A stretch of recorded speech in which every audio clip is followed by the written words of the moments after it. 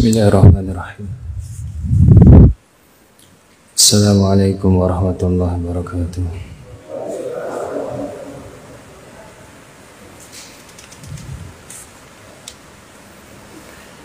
Innal hamdalillah nahmaduhu wa nasta'inuhu wa nastaghfiruh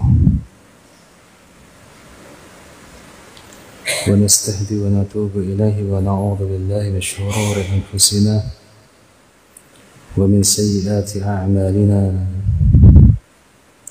من يهده الله فلا مضل له ومن يضلل فلا هادي له أشهد أن لا إله إلا الله وحده لا شريك له وأشهد أن محمدا عبده ورسوله اللهم صل على محمد وعلى آل محمد كما صليت على إبراهيم وعلى آل إبراهيم اللهم بارك على محمد وعلى آل محمد كما باركت على إبراهيم وعلى آل إبراهيم إنك حميد مجيد. إخواني في الدين Jamaah Masjid Al-Ihsan yang saya muliakan karena Allah Azza wa Jalla. Alhamdulillah, puji dan syukur kita panjatkan kepada Allah Azza wa Jalla. Sungguh tidak ada karunia yang luar biasa yang selalu kita inginkan kecuali dimudahkan untuk beribadah kepada Allah Azza wa Jalla.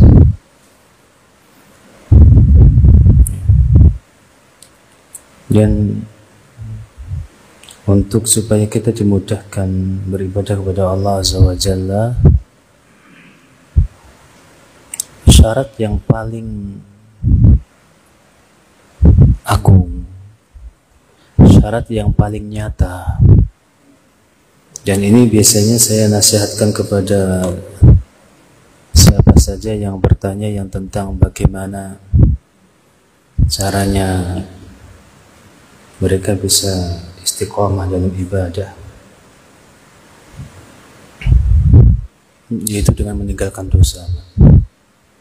Itu saja, nggak ada yang lainnya.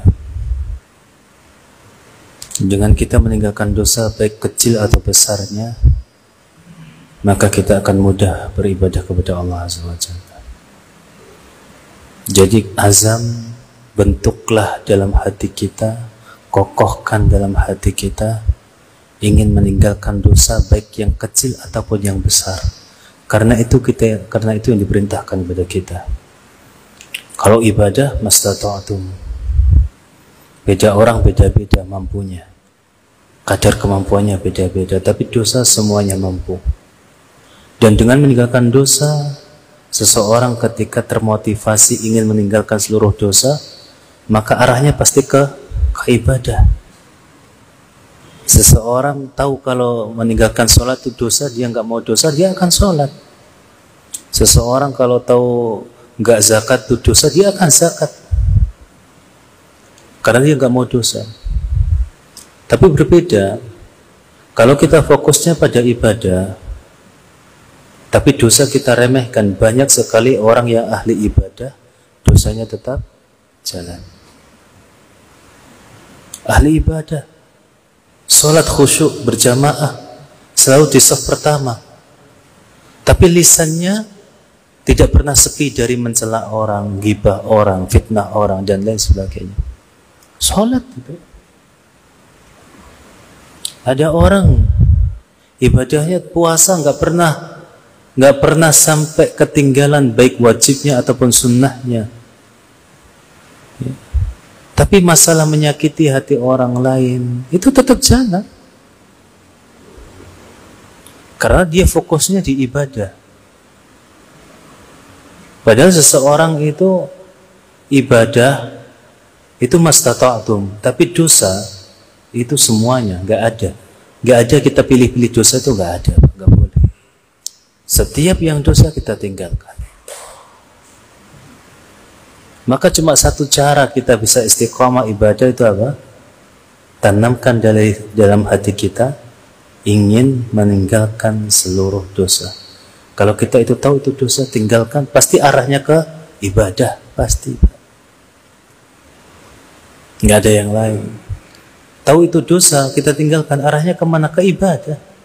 Tapi kalau kita fokusnya ke ibadah, ya ibadah jalan, dosa juga jalan kadang-kadang itu. Karena orang yang meninggalkan dosa, dia akan mudah ibadah, tapi tidak semua orang yang ahli ibadah mudah meninggalkan dosa. Tidak semua orang yang ahli ibadah mudah dalam meninggalkan dosa.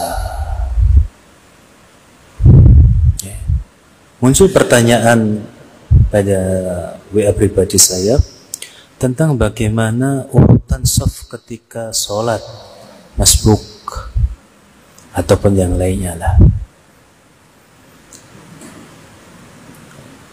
Sebenarnya permasalahan ini itu permasalahan yang sudah dari zaman dulu dibahas para ulama. Memang ada keutamaan, ya, shaf itu yang baik adalah yang sebelah kanan. Khair sufuf aimanuha, sebaik-baik shaf adalah yang paling kanan. Tapi bukan berarti ketika kita masbuk, jenengan telat sholat, terus mulai dari kanan. Atau ketika ngisi shaf, misalnya 2 ini udah penuh, kemudian dari kanan dulu. Karena Rasulullah SAW bersabda dalam Sunan Abu Dawud, wassitu al-imam wasuddul khalal. Lalu dalam redaksi lainnya, tawassatul imam wasuddul khalal. Jadikan imam itu di tengah kalian dan tutuplah celah. Artinya imam itu jadikan setengah. Artinya senantiasa imbangi. Habis segini, segini, habis segini, segini. Bukan berarti ketika misalnya ada ganjil atau nggak harus pas ya Pak, nggak harus. Bahkan termasuk larangan Syekh bin Bas mengatakan nggak boleh ketika jenengan misalnya jadi imam di situ lebih panjang gitu kan, terus jenengan yang situ pindah ke sana, nggak boleh. Kalau di sini sudah ada nggak masalah. Kalau misalnya ini kan kadang-kadang shaf pertama sudah penuh, shaf kedua, orang-orang tahu keutamaan shaf sebelah kanan, ya kan? Katakanlah jumlahnya 15. 10 itu sebelah kanan, 5-nya sebelah kiri. Ya kan jumlahkan. Imam nggak boleh mengatakan yang sana 2 pindah ke sini, nggak boleh. Ya. Asalkan imam itu sudah di tengah-tengah, nggak masalah. Asalkan nggak terlalu jomplang. Berbeda dengan Syekh Muhammad bin Shalih Al-Utsaimin, bahkan dalam afdoliyahnya berbeda beliau berdua. Antara Syekh Al-Albani, Syekh bin Baz, Syekh Muhammad bin Shalih Al-Utsaimin ini satu kurun, Mbak. Satu kurun. Ketika mereka bertemu 3 dalam satu haji tahun berapa loh, itu tiga-tiganya ada. Tiga-tiganya berada di depan dan menerima jamaah untuk tanya permasalahannya. Ketika ada soal tentang hadis, maka Syekh bin Baz mengembalikan kepada Syekh Al-Albani. Ketika masalah akidah, beliau jawab sendiri, karena ketika itu yang jadi mufti Mekah atau mufti Madinah keseluruhan atau Arab Saudi keseluruhan itu Syekh bin Baz. Ketika masalah akidah, maka beliau yang menjawab. Ketika masalah fikih, maka dikembalikan kepada Syekh Muhammad bin Shalih Al-Utsaimin. Ini pun berbeda dalam masalah fikih.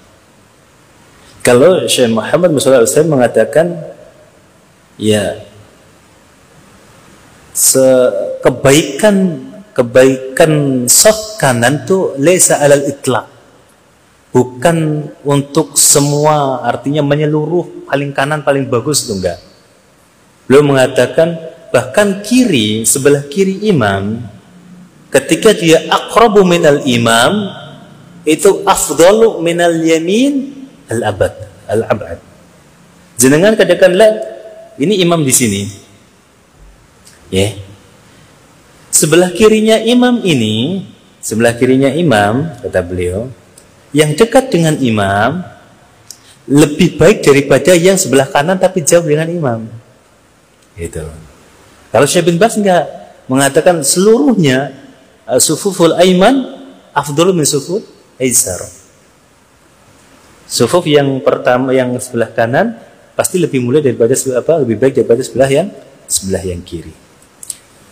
Akan tapi jumhur ulama, bahkan ulama Syafi'iyah, Malikiyah, Ahnaf, Hambali, ya, Imam An-Nawawi mengatakan, mulai beliau dalam ketika komentari itu, wal istihbab tawassut fi sufuf atau tafassatul imam. Istihbab itu imam itu selalu di tengah-tengah. Jadi mulai itu dari tengah, Mbak. Dari kiri imam, kemudian ditambahi kanannya, dari kanan imam. Soalnya aku kan balik. Dari kanan imam, kiri, kanan, kiri, kanan, kiri, kanan, kiri, seperti itu. Tawassut. Okay. Bukan jenengan terus nyengcle sebelah kanan sendiri. Padahal imam di tengah-tengah, terlalu jauh. Itu ketika memungkinkan. Wonten keadaan-keadaan yang buatan memungkinkan, seperti di Masjidil Haram. Masjidil Haram nggak bisa kita samakan dengan masjid-masjid yang cuma sekecil ini, karena mereka kebanyakan kadang-kadang sedang tawaf, gitu kan. Tawaf. Ada sholat berhenti di mana aja di barisan itu, nanti dilanjutkan. Ya, sholat mereka lanjutkan. Gitu. Atau mungkin pas lagi berada di mana saking capeknya, ya, mau sudah habis tawaf, habis muterin pasar, capek gitu kan. Dan kemudian masuk Masjidil Haram, sudah mentok di situ, sholat asal di situ menghadap kiblat gak masalah. Ya.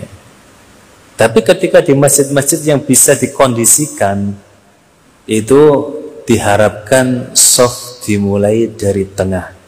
Itu afdolnya. Itu seluruh ulama, jumhur ulama, mau madhab apapun demikian, Pak. Imam Nawawi madhabnya apa? Syafi'i. Beliau pun mengatakan demikian, istihbab. Lebih dicintai ketika jenengan memulai soft itu, imam itu selalu di tengah-tengah, tawassutul imam. Ya, tawassutul imam. Jadi imam selalu di tengah. Manten kanan imam, kiri imam, kanan imam, kiri imam, kanan imam, kiri imam manten. Tapi ini misalnya kok kiri niki sampun wonten, jenengan pengen ten kanan nggih mboten napa-napa asline ngoten. Cuma niku kan istihbab, alal istihbab. Jenengan harus bedakan lho, Pak. Itu pun enggak menghancurkan atau membatalkan sholat jenengan, enggak, ya. Harus dibedakan. Alal istihbab itu hanya untuk sunnahnya. Ketika ada orang yang ini sudah di tengah, yang dia di kanan, nah itu salah. Tapi ketika dari awal dari kanan terus nggak masalah, jenengan ikutin dari kanan. Ngerti? Misalnya ada yang mulai dari kanan. Ini ada yang pertama misalnya itu dari kanan tiba-tiba sebelah kanan. Jenengan ikuti ini karena suddul khalal kata beliau SAW. Apa namanya? Rapatkan, tutuplah celah. Nah ini yang pertama mulai dari kanan. Jenengan maunya gimana? Jenengan kalau dari tengah berarti membuat celah. Ikutin aja. Karena ini bukan bukan sebuah kewajiban dalam sholat, tapi istihbabnya jenengan tawassatu al-imam. Misalnya kan jenengan tuh masbuk, ada beberapa soft mulainya dari tengah, jenengan jangan nyenclek belah kanan, nggak boleh, nggak boleh. Ikutin aja yang dari tengah. Tapi ketika sudah ada satu yang mulai dari kanan, ikutin juga dari kanan. Nanti jangan nyenclek di tengah, jangan kerasa dari kanan nggak bener, nggak. Karena perintah ini tawassatul imam, sebelahnya lanjutannya beliau mengatakan wasuddul khalal, dan tutuplah celah. Kalau ini sudah dari kanan jenengan tengah, ini ada celah yang sangat lebar. Ada celah yang sangat lebar. Kecuali jenengan pertama masuk di tengah, nggak masalah. Masuk di tengah. Nanti yang lainnya ngikutin. Gitu. Paham Pak ya? Jalan.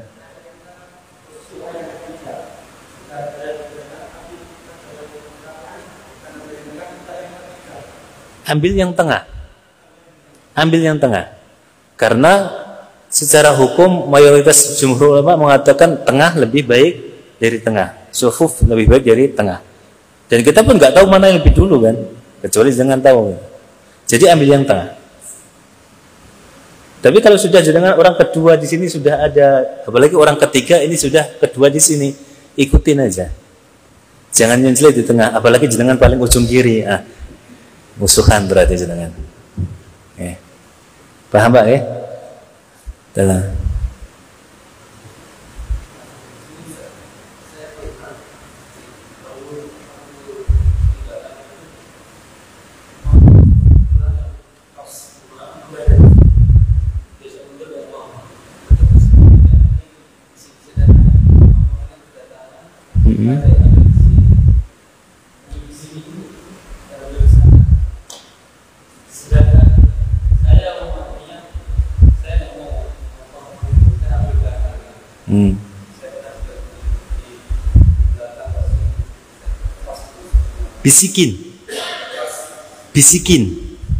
Bisikin, Pak, nanti yang lainnya mentok, biar dia mundur. Gak masalah. Jenengan ngasih tahu orang yang sholat gak masalah. Yang gak boleh itu orang sholat ngasih tahu jenengan. Bisikin. Kalau beliau dipegang gak mau mundur, bisikin, Pak, yang lainnya mentok sama tiang. Iya. Tapi kalau ini udah penuh, jenengan kan nggak mungkin satu-satu, ikutin alurnya.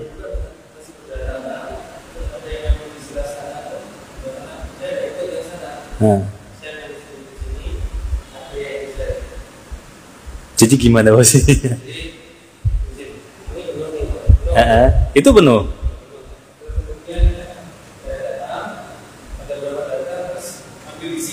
Di situ.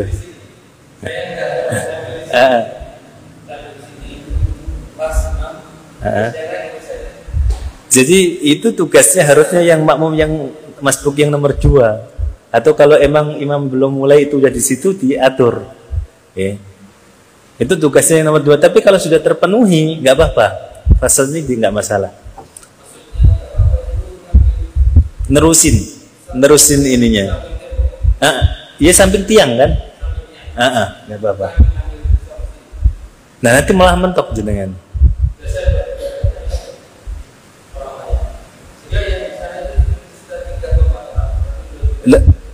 Itu bisa muat sujud kalau nggak, kalau di tiang ada isinya, belakang lagi berarti.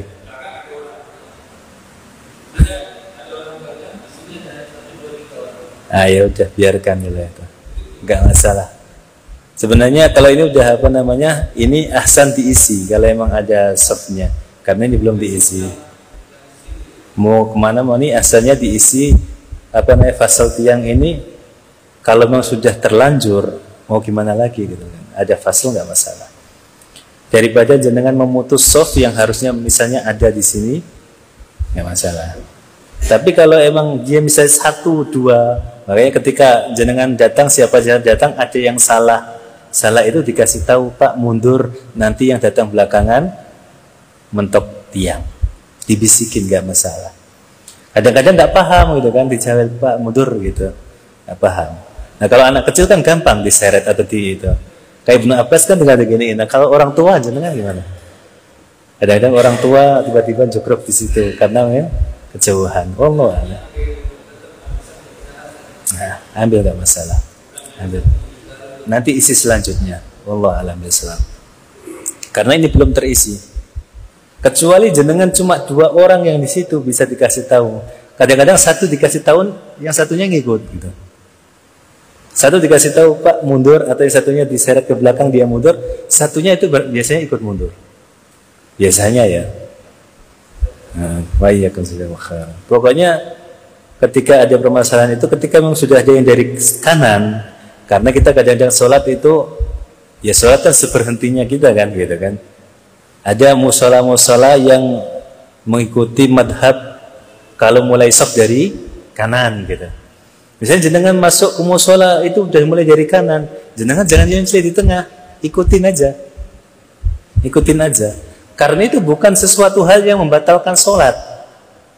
Bukan hal yang membatalkan sholat, tapi itu adalah untuk apa? Istihbab. Justru kalau jenengan di tengah ini membuat celah yang sangat lebar.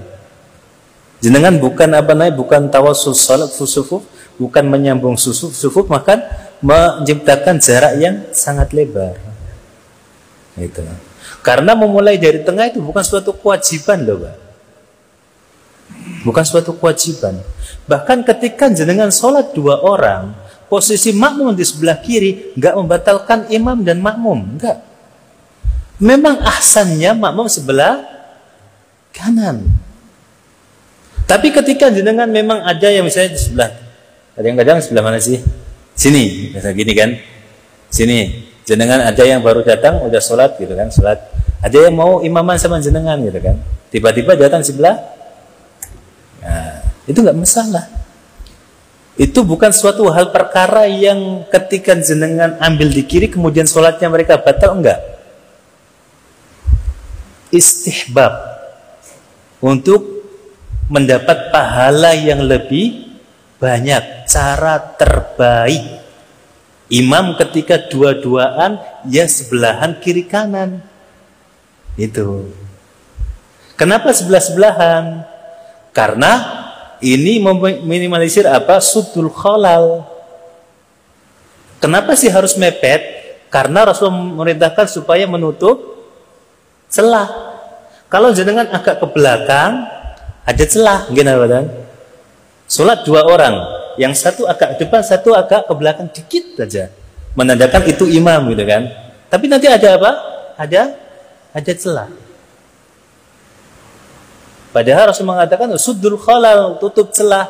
Dan beliau juga ketika bersama dengan Abdullah bin Abbas digiring, ditaruh di jejernya. Ditaruh pakai tangan kiri beliau, kemudian ditaruh di sebelahnya. Kenapa sih nggak agak ke belakang? Ini nanti ada celah, Pak. Padahal jenengan 2 orang. Kemudian imam wanita, bedakan.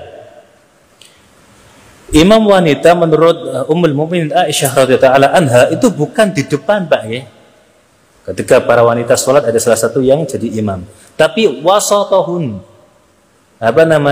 Tengah-tengah mereka.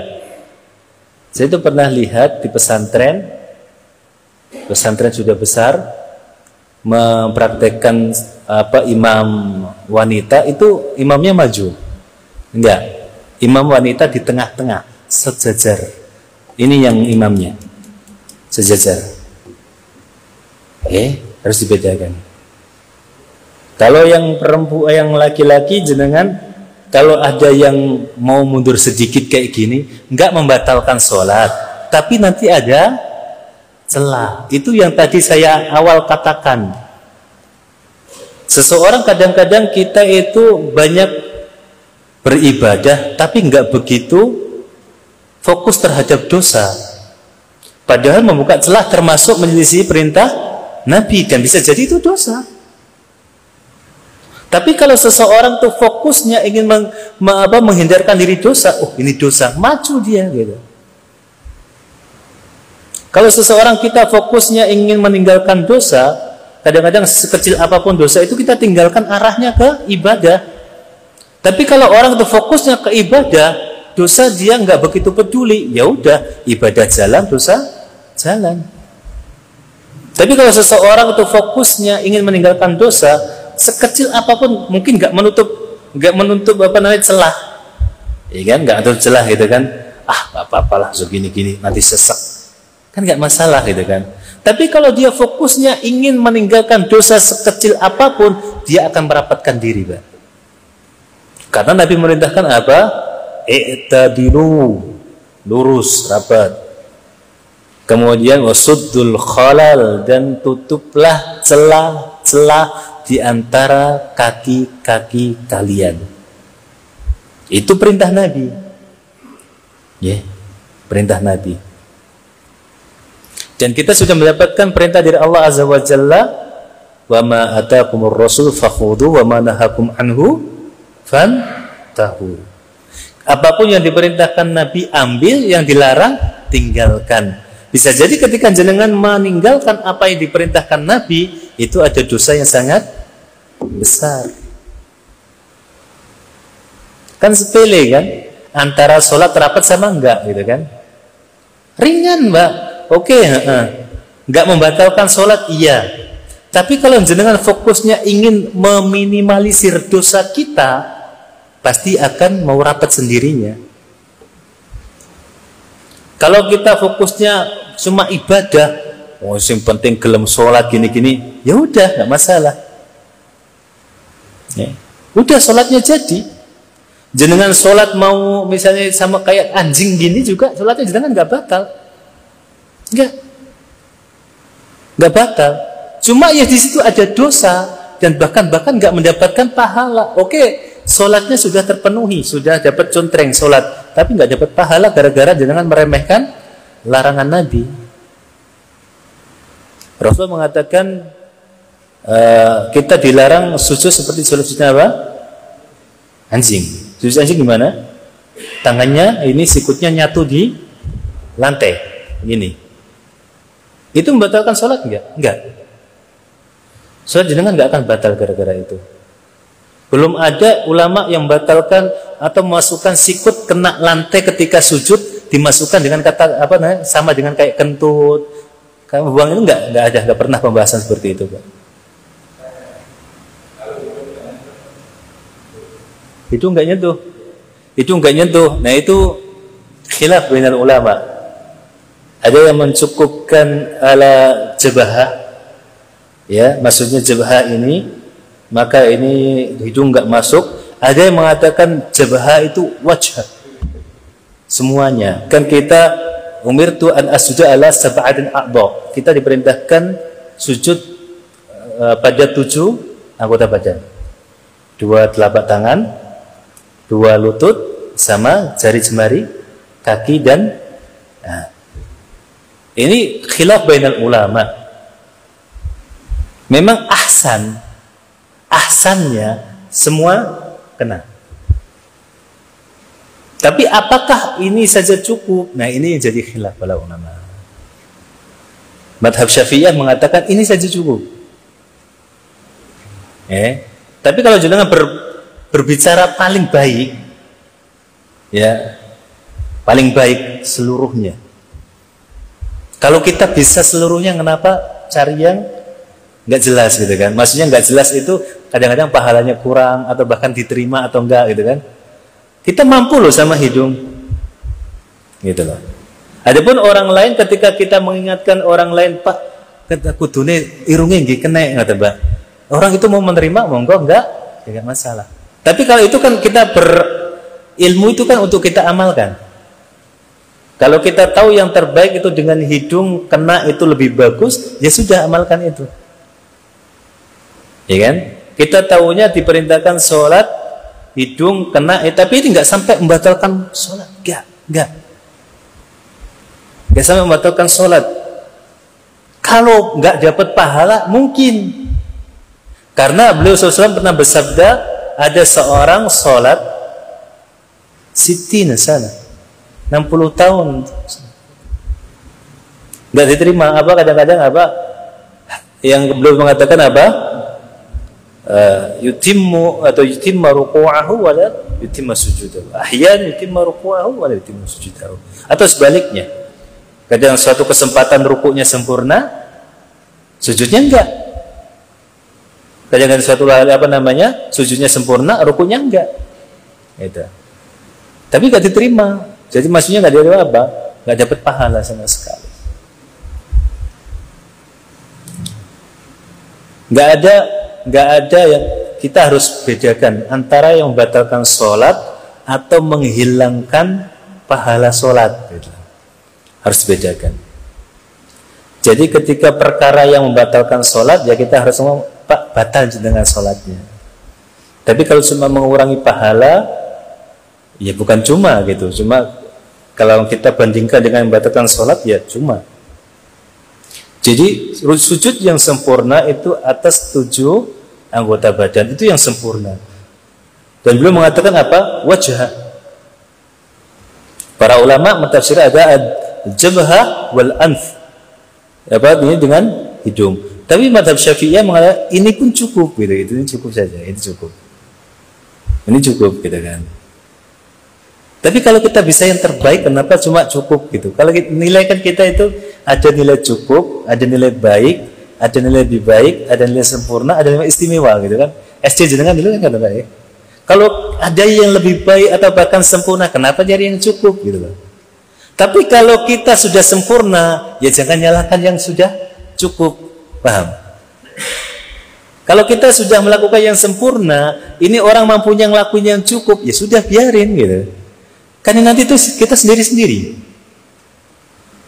Ya. Karena kunna ta'allamu li anfusina, kita belajar untuk memperbaiki diri kita, bukan untuk mengoreksi orang lain. Paham Mbak?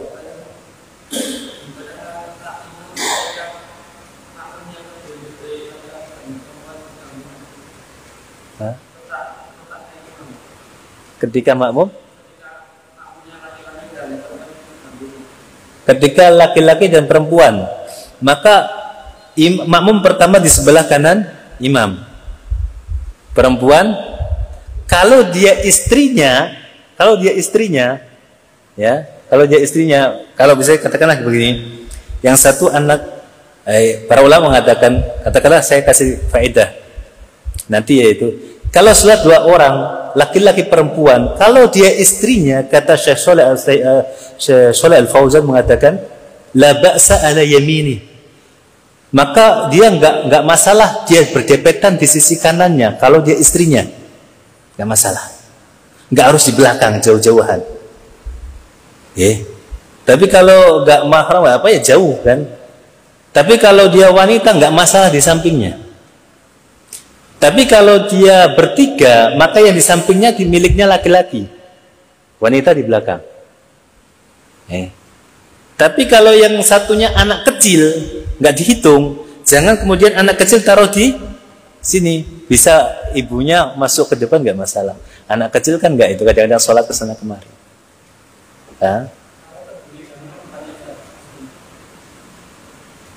Laki-lakinya berapa?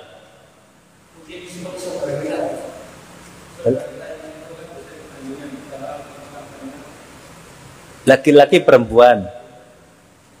Posisinya di mana yang jenengan ketahui? Samping. Oh, ada tirenya. Ada tirenya itu. Masya Allah. Itu adalah, nah itu kebanyakan apa namanya? Kesalahan kita ketika kita menaruh saf perempuan di samping sejajar dengan laki-laki, itu kesalahan. Kalau bisa, kalau memang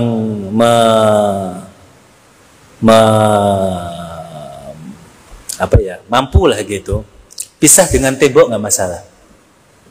Kalau bisa dengan tembok nggak masalah. Kalau tirai nggak cukup. Karena kalau sudah tirai itu satu ruangan hanya TV. Tapi kalau pisahnya ada pisah yang tembok, itu nggak masalah jajaran, nggak masalah. Karena dihitung beda tempat. Karena saf laki-laki mentoknya di sini. Tapi kalau tirai nggak bisa. Kalau cukup tirai nggak bisa. Kalau tembok bisa. Karena dihitungnya para ulama mengatakan kalau itu udah jidron itu jadi pemisah gitu. Pemisahnya jadi jidron. Maka wanita paling baik di belakang, ke depan. Tapi tetap ketika masjidnya kecil atau masjid segini taruh di belakang. Tapi kadang-kadang untuk keselamatan gitu kan. Kalau wanita tahu wanita taruh belakang, apalagi misalnya tempatnya di tempat yang banyak orang-orang nggak benernya gitu kan, nanti akan mencelakakan si wanita, maka tembok. Tapi untuk apa sih wanita sholat di masjid gitu kan? Pertanyaan di situ gitu lah. Kan lebih baik tuh di rumah. Kayak kita udah bahas, ya. Para ulama mengatakan bahkan hatta fi masjidil haram lebih baik mereka di rumah. Karena para ulama mengatakan haram di situ maknanya bukan hanya masjidil haram, tapi fi kulli makan dakhilil haram. Setiap tempat yang masuk di wilayah haram. Kan ada kan wilayah haram? Nah, itu masuk itu seluruh tempat di situ setara dengan salat ya haram. Wallahu a'lam bishawab. Tapi sebaik-baik salatnya itu bahkan jenengan kalau tanya ke ulama, bahkan jenengan coba tanya di Saudi sendiri kalau nggak percaya. Bahkan ketika mereka di Mekah lebih baik salatnya itu di rumahnya daripada di Masjidil Haram. Ya. Yeah.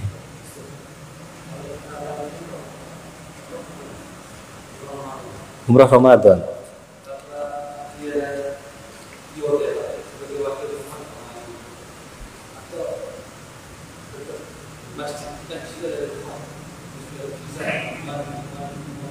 Dia niatnya apa? Umrah Ramadan niatnya apa? Umrah Ramadan niatnya kenapa? Mau iktikaf, mau umrah saja? Iktikaf. Ya iktikafnya di masjid, nggak bisa di rumah. Kalau dia niatnya iktikaf, sholatnya di masjid. Karena dia niatnya iktikaf. Tapi kalau dia niatnya umrah saja, untuk hari-harinya setelah dia menjalankan umrah, keluar lebih baik sholatnya di hotelnya. Tapi kalau iktikaf niatnya iktikaf Ramadan, ya namanya iktikaf di masjid. Iya, makanya saya tanya niatnya apa? Kalau cuma umrah, lebih bagus di hotel. Tapi kalau dia niatnya iktikaf, ya iktikaf di masjid, sholat di situ. Paham ya? Jadi apa sholat sebaik-baik sofnya wanita itu di paling belakang, paling belakang. Kenapa sih paling belakang? Kan zaman dulu tuh nggak kepikiran loh bagaimana, nggak ada ini Mbak, nggak ada pembatas. Maka orang sof yang paling akhir dari para sahabat bisa melihat sof wanita. Maka yang paling bagus itu yang paling belakang karena ditutupin sama depannya. Bukan nggak boleh, justru jenengan tuh nggak boleh ngelarang wanita yang mau sholat ke masjid loh, nggak boleh. La tamna'u ima Allah masajidallah. Jangan pernah engkau melarang hamba-hamba wanita yang mau sholat ke masjid, nggak boleh dilarang. Umar bin Khattab dulu membuat peraturan nggak boleh, tapi diingatkan oleh para sahabat lainnya, akhirnya tobat. Dia menarik kata-katanya, nggak apa-apa sholat ke masjid, tapi dikasih pengertian.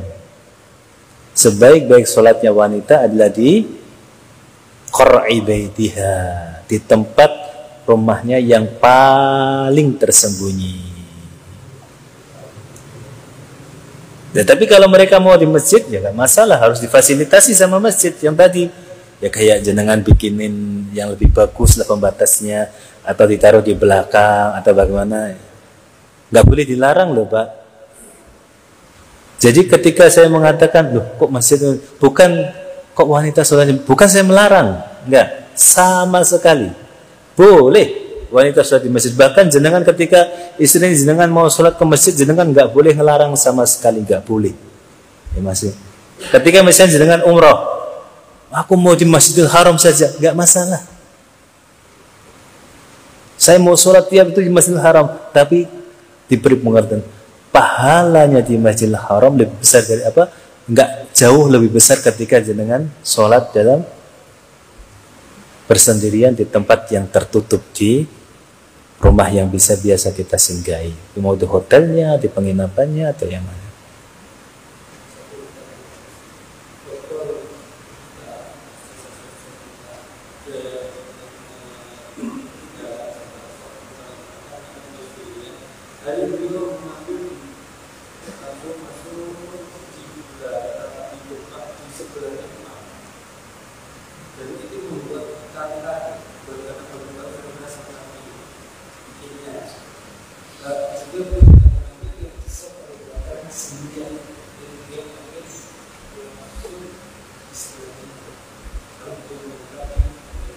Nanti kalau datang satu lagi gimana?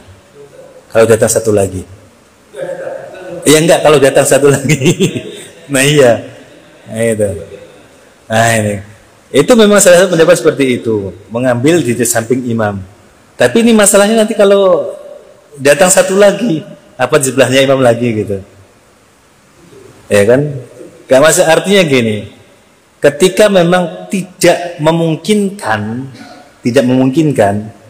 jenengan bisa di situ. Tapi kalau misalnya jenengan bisa ajak satu anak atau apa diajak mundur, dari ini diajak mundur, nggak masalah. Nggak masalah. Apalagi kalau anak kecil gampang, kan misalnya ditarik, ajak tarik mundur nggak masalah. Atau misalnya satu soft, makanya itu kadang-kadang soft itu bisa jenengan ajak satu. Tapi kalau memang nggak ada, kita sholat di orang-orang awam yang tidak tahu ilmunya seperti itu, sholat di tengah sendirian, tidak masalah. Ya. Tapi kalau jenengan tahu, jenengan hidup di kalangan ahli ilmu yang tahu ilmunya itu tepuk pundaknya satu gitu, dia akan belakang. Artinya dia butuh teman. Butuh teman. Itu lebih afdol.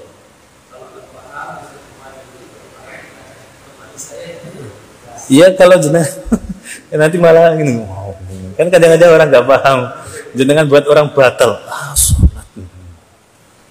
Ya, itu kalau paham orangnya. Tapi kalau jenengan di tempat yang belum pernah ada taklim seperti itu, akan bikin fitnah, ya udah sholat di tengah sendirian, nggak masalah.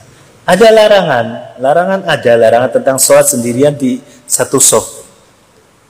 Tapi ya namanya apa? Ad-darurat tubihu al-mahdurat.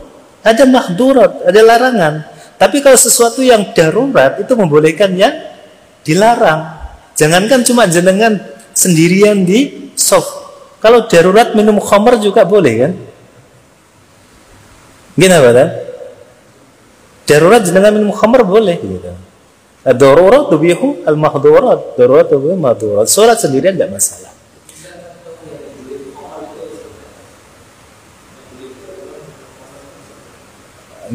Ya saya belum pernah ngalami, jadi sebenarnya gimana ya? Nggak bingung gimana saya ngasih contohnya. Ini baru ilmu, saya juga nggak mau praktekin gitu.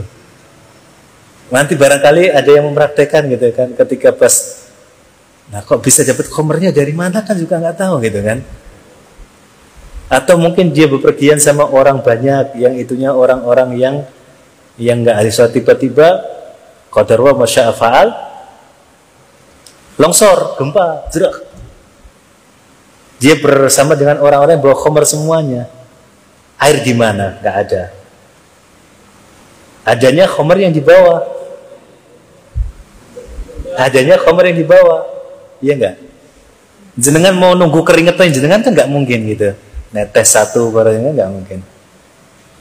Untuk membuat kita bertahan hidup dan untuk meneriakan kalimat tolong kan butuh tenaga. Paling enggak kan diisi minum gitu kan. Ya minum itu sesuai dengan kadarnya. Jangan keenakan sebotol langsung habis gitu kan. Namanya cari gara-gara. Cukup itu untuk apa namanya? Baru tuh gitu kan. Ya, kuat lagi baru minum dikit gitu. Lama-lama habis. Allah a'lam bishawab. Paham ya? Artinya itu kaidah ad-darurat tubihu mahdurat. Darurat tubihu al-mahdurat. Sesuatu yang darurat itu membolehkan yang mahdur, yang nggak boleh. Jadi ketika dia dengan darurat nggak bisa sholat kecuali di belakang sendirian, mau diajak nggak ada, anak-anak kecil nggak ada, dipegang malah lari gitu kan, ya sudah sholat sendiri, sholat sendirian. Wallahu a'lam bishawab. Nanti karena memang ada memilih di samping imam, tapi itu doa lemah. Karena dia kan nggak tahu nanti kalau ada orang lainnya kesulitan lagi. Apa nyusul di belakang di samping imam lagi kan enggak? Atau dia dipegang terus mundur terus itu kan juga enggak. Gimana coba? Katakanlah datang satu, oke lah kalau tinggal satu di samping imam. Kalau datang lagi, apakah dia harus maju di samping imam terus dipegang mundur mas gitu? Terus gimana mundurnya? Lewati banyak makmum gitu. Ya, itu apa membuat iskalnya itu seperti itu. Jadi suatu pendapat yang lemah. Para ulama menyarankan apa? Mengambil satu yang sudah di depannya, yang mau menemani.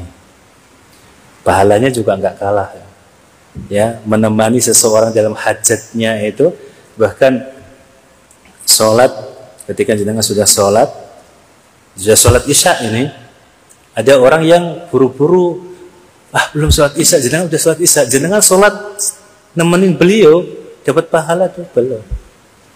Padahal jenengan sudah sholat isya, Pak jenengan API imaman gitu, ayo mbak aku mau naik. Padahal jenengan sudah, mari sholat isya, nggak masalah.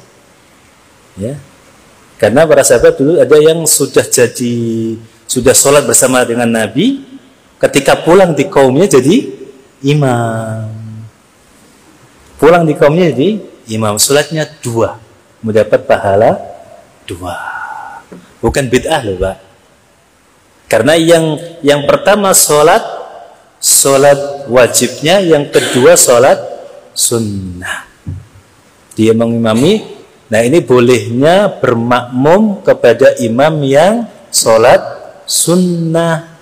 Katakanlah jenengan telat maghribnya, tapi ada yang sholat rawatib 2 rakaat, nggak masalah jenengan pegang. Nah ya itu juga harus ngerti. Ketika dia jadi imam, posisinya jadi imam, maka otomatis dia keraskan, dia jaharkan. Kan tadinya dia niatnya sholat sunnah. Sholat sunnah kan lirih. Tapi ketika dia dijadikan imam, maka dia harus menjaharkan ketika memang sholatnya sholat jahar. Paham Pak? Jenengan sholat, mari mantun sholat maghrib, terus sholat ba'diyah. Wonten sing nembit tukini, nggak ngerti nih jenengan niku sholat sunnah, diteblek, dipegang.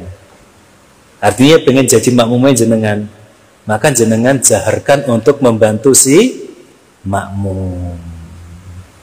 Jaharkan untuk membantu si makmum supaya dia sholatnya sholat sunnah, dijaharkan.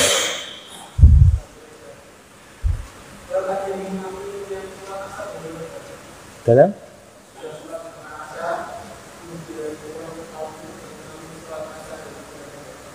imam sholat asar, iya nggak masalah. Sholat sunnah artinya yaitu yang dibicarakan Nabi kita SAW itu dia sholat isya, mengimami sholat isya kaumnya, sholat isya bersama Nabi, kemudian sholat isya itu bersama itu kaumnya itu dianggap sholat sunnah. Itu sholat sunnah membantu yang lainnya, membantu untuk itu gak masalah.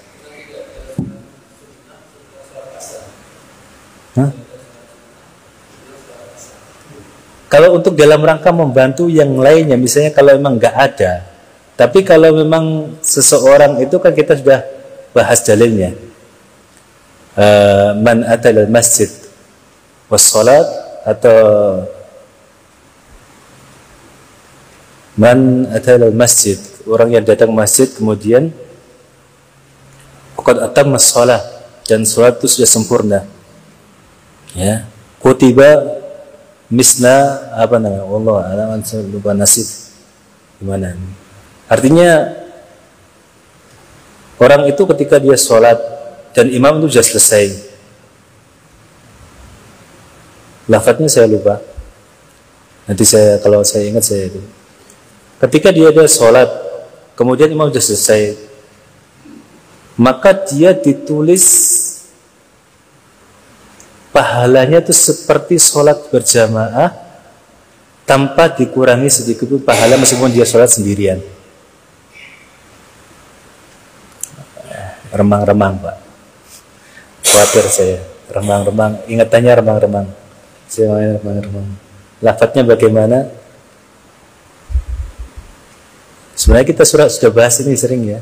Orang ketika sholat jamaah, bahkan Syekh Shalih Al Fauzan mengatakan ketika orang ini masbuk, mendapati orang yang menyempurnakan sholatnya, artinya dia sendiri ketinggalan 1 rakaat, jenengan nggak boleh menjadi imamnya ini atau menjadi makmumnya ini, sholat aja sendirian, karena ini masih terikat dia sebagai makmumnya imam yang sudah selesai. Karena meskipun jenengan sholat sendirian dihukumi apa? Sholat jamaah. Nanti saya bawakan redaksinya di pertemuan yang akan datang besok insya Allah. Saya coba ingat-ingat atau saya cari nanti.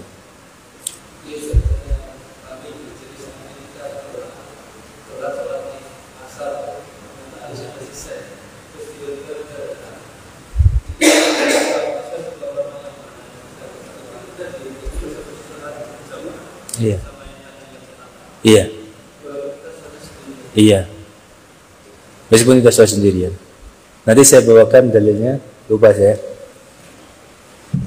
Agak ingat-ingat tapi remang sekali. Agak itu. Oke. Yang penting ini ada dalilnya, nanti besok saya bawakan insyaallah taala.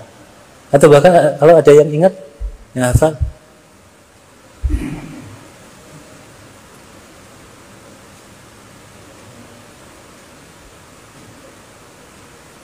Lupa. Mana ada masjid? Wal imam qad shalla. Lupa. Kalau secara lafadznya wallahu a'lam bishawab. Ya Allah. Itu nanti kalau saya ingat insyaallah besok saya akan bawakan dalilnya dan kita akan bahas seperti ini insyaallah taala. Subhanallah wa bihamdika asyhadu an la ilaha illa anta astaghfiruka wa atubu ilaik. Assalamualaikum warahmatullahi wabarakatuh.